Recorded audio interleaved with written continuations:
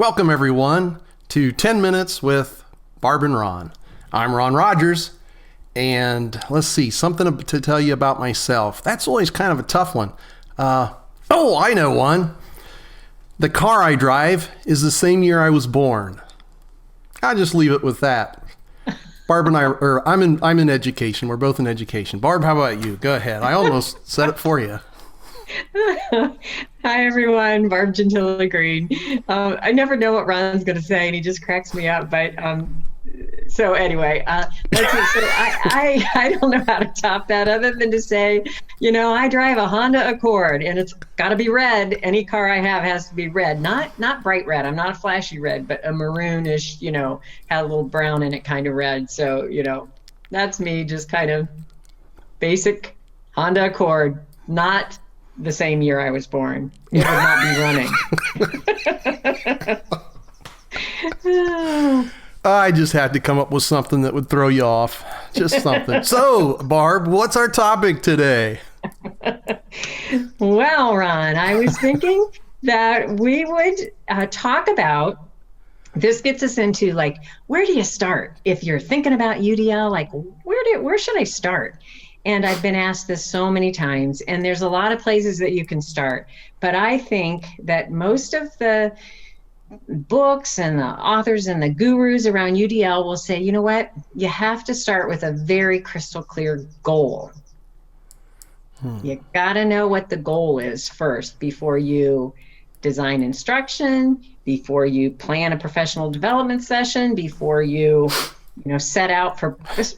I can't unsee UDL, so I see it everywhere. So, even if I'm planning a vacation, what is my goal? What do I want to accomplish? So it's about clear goals. So do you think that is a good place to start with UDL, Ron? I think it's a great place to start. And the whole time you're saying that, all I can think about is my son, who's 16 this year, and he comes home and he'll just flat out say, "Man, Dad, I sat through a class today and there couldn't have been any goal, let alone a clear goal like you're always talking about with people. There just wasn't any goal." He said, "I still don't know what we were doing."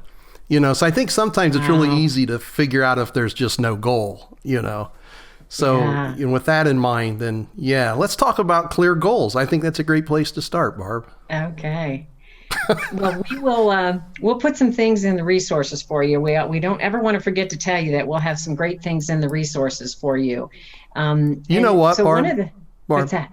Rumor has it out there that our resources are better than you and I are doing this part of it. Well, good. That's we actually spend more time on the resources than we do preparing for our videos. So, hey, that's a good thing. Okay. Thanks, viewers. Gotta love the viewers.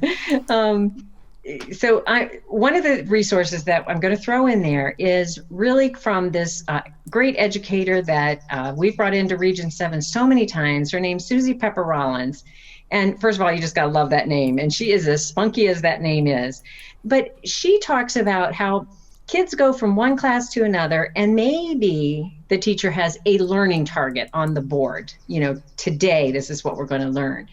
And it made so much sense to me when she said that kids need to know the full picture.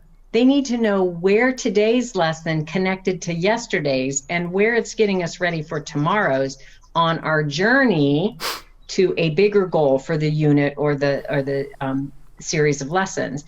That made so much sense to me. So we're going to throw in the resource, some of her resources, and this concept of standards walls, where you take those standards for your unit, you break it down in a visual way so that kids can see the journey of where they're going. So you've seen some of the standards walls, haven't you, Ron, from some of the teachers? Oh, man, I love the standards walls. I think they're incredible. I wish we had them back when I was in the classroom, because they really, and the students love them, from what I can tell, from what I've seen also. What's your experience been with the students? Yes, and definitely the kids love them, and the teachers report how the kids will look up there wherever the teacher has it posted. And I've seen some teachers put it right on have a dedicated whiteboard where they have that, or a bulletin board. And then some kids also have them in their own resource binders so that they can see it and they track where they are in that learning journey. Because in UDL, we're trying to create these expert learners who are setting their own goals and monitoring where they are against those goals.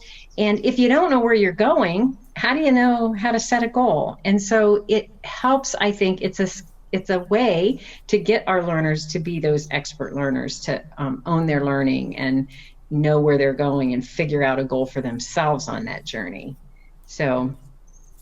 And you know what? Some students, like when I ran the Hardin County Academy, one of the things that we learned with students that have had, experienced trauma and stuff is sometimes they can't see past a day.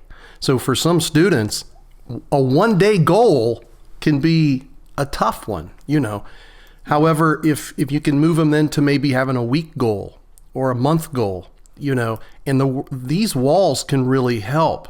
Because like you said, they see an end point. They see a journey. They know where they're going.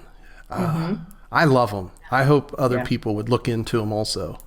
Yeah, I do too. So we'll put a step-by-step of how you kind of develop those standards walls.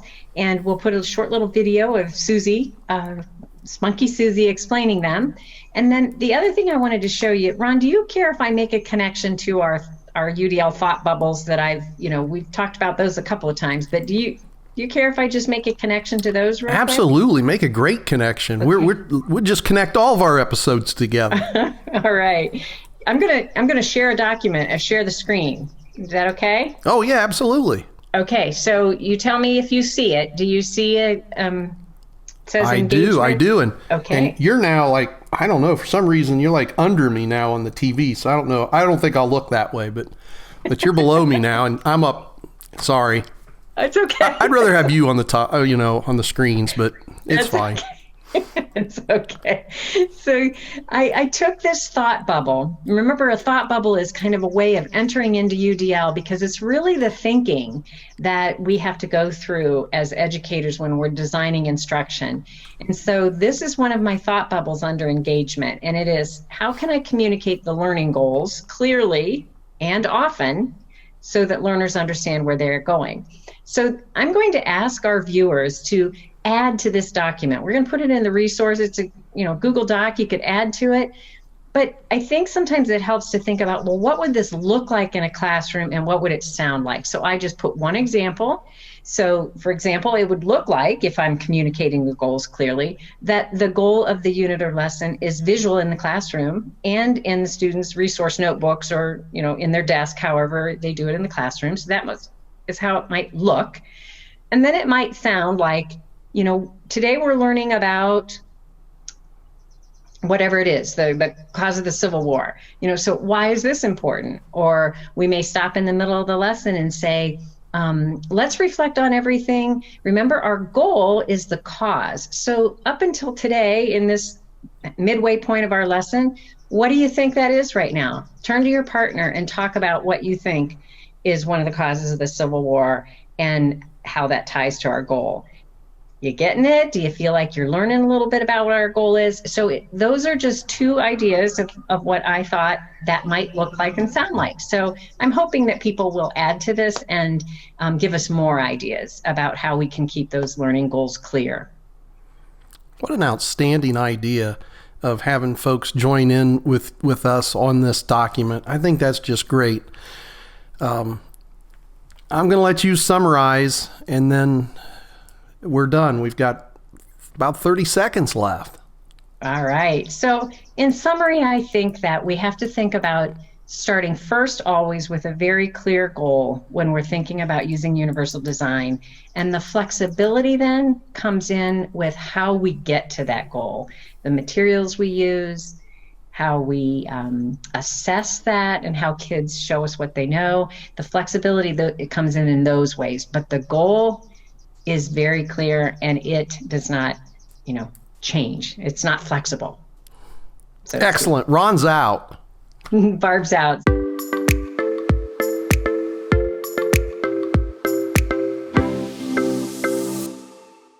YouTube, please subscribe. Like, comment, and share.